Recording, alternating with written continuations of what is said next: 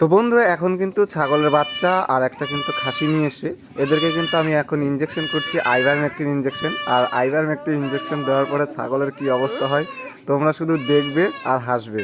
এই ছাগল দুটোর হচ্ছে চামড়া ইনফেকশন হয়ে গেছে, মানে চর্মরোগ। চর্মরোগের জন্য এখন কিন্তু আইভারমেকটিন দেবো। আর আইভারমেকটিন কিন্তু ভীষণই জ্বালা করে। চামের নিচে ইঞ্জেকশন যাওয়ার সঙ্গে সঙ্গে ছাগলের কিন্তু প্রচণ্ড জ্বালা করে। জ্বালার কারণে প্রচণ্ড লাফালাফি করে। সেই জন্যে আমরা কিন্তু আগেই মালিককে বলে দিই যে আপনারা কিন্তু ভয় পাবেন না, ছাগল কিন্তু অন্যরকম করতে পারে, অস্বাভাবিক দেখাতে পারে, লাফালাফি করতে পারে, সেই কারণে কোনো কিছু ভয় পাবেন না।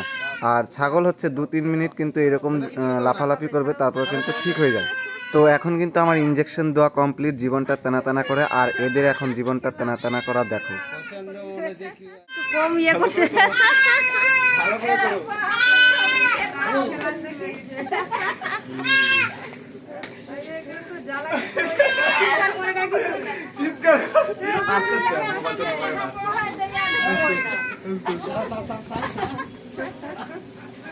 ভালো লাগছে।